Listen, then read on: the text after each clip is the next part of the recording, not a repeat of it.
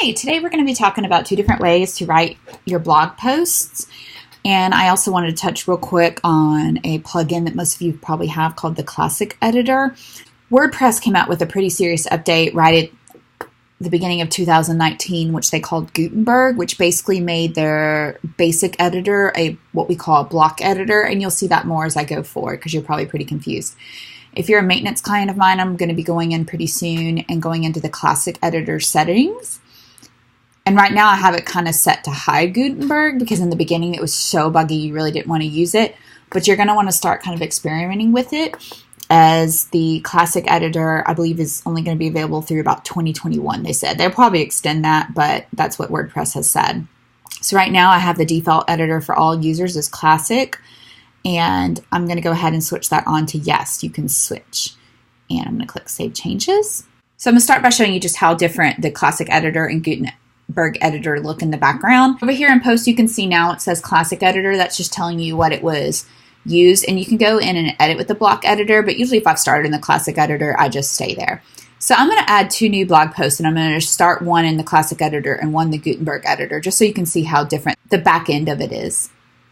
So I'm going to go click Add New, Add New.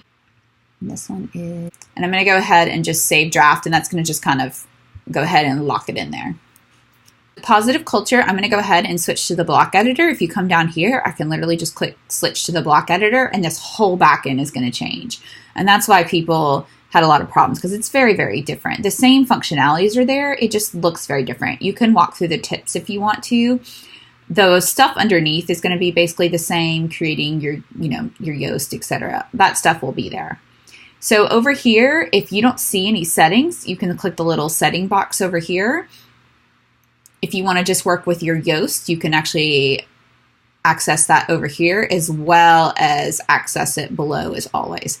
This is going to have the same information, the same effect. So if my focus keyword was in the classroom, you'll see it updates there. And my client's going to want to come in and fill in this Yoast information herself because she knows her blog posts better than me. And then you go to settings, and you can go through your permalinks, you can go through your categories, you can go through your tags. You can upload your featured image, you can work on your excerpt, etc. So the same information is there that was in the Classic Editor. It's just moved around a little bit. And that takes some getting used to, but it all functions the same. So let's start by just going through the routines and procedure, and I'm going to just show you how to build your blog post in this editor.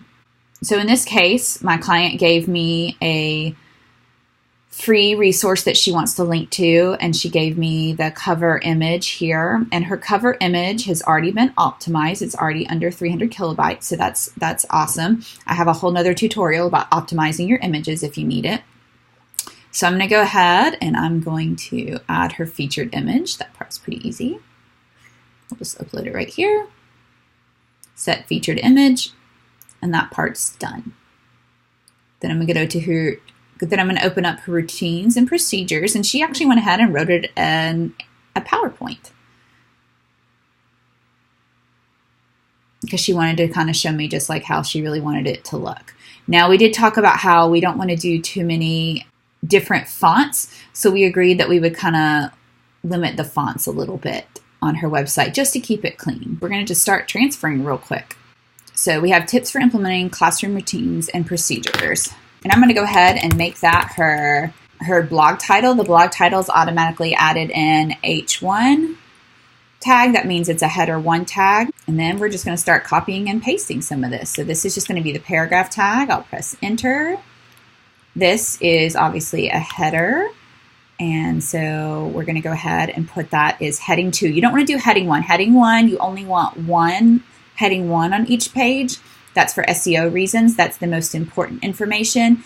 And your blog title is going to be in heading 1. Let me show you. I'm going to do save draft. We'll do preview. And you'll see right up here. And I may just unbold that. I don't think it really actually needs to be bolded. So I'm going to go to inspect. And you'll see that is already got the H1 class right there. So you don't need to add another heading 1. So I'm going to go here and we're going to unbold that. And we'll go ahead and add a second space. I know it's kind of weird. Sometimes you have to add what almost looks like too many spaces, just the way that WordPress codes it. So often go to preview and just take a look how it works. All right. So with here, she's got a numbered bullet list. Missed the first part of that sentence. Okay, so I'm going to go ahead and I'm going to delete her little list right here. I'm going to delete that right there. And what I'm going to do is highlight that and go ahead and number it. And then WordPress will automatically code that correctly. Okay, let's get this next heading. All right, we decided we don't want that bold. We're going to go ahead and change that to heading 2. We'll copy that. We'll press enter. That's automatically going to do paragraph. And she's got another paragraph down here. So we'll add that. And then she has another H2. And I'm just going to go ahead and add all of this real quick, and then I'm going to go back and format it. All right, so I have that copied and pasted over. So I'm going to come down here and I'm just going to format a little bit. Go ahead and add a little extra space. Format that. Format that. Come down here. All right, I'm going to click Save Draft. Like anything you're doing, save often. We'll hit Preview. Come down here. The spacing looks pretty good. Got just a couple more things that she wanted to do. I'm going to come back and talk about her signature in just a moment. So we have this little image right here, this little image, and then we want to click here for a free procedures card. So let's go ahead and just add that. I'm going to unbold it for now. And then we have this image. We'll insert that into post, and then we're going to insert that other little picture into the post that she wanted. All right, for this one, I'm going to click Edit, and we're going to align left. We'll do medium is fine. And let's do this. And I'm going to go ahead and press enter a couple times. That's going to force that one down here. Let's get that a little bigger. I'm going to go ahead and make that and bold it. We'll press enter. That'll kind of line that up. It's a little harder to line that up perfectly. I'll come back and add the link in just a moment. And oops, let's press undo. And just get it to look nice, let's go ahead and we'll just center that. And we may want to come in here and just increase the clarity of this particular image, only because I had to take it from PowerPoint and it just doesn't export. In general, you don't want to save an image from PowerPoint. The clarity is not so great. So we may want to come in here and just get that original image and replace that. But for now, we'll leave it as is. It's not going to appear that big. Now I have my document in Dropbox, and I'm going to have the client come in and adjust it to her Dropbox link. But for now, I'm just going to right click and I'm going to do copy Dropbox link. I'm going to highlight this. I'm going to click insert link.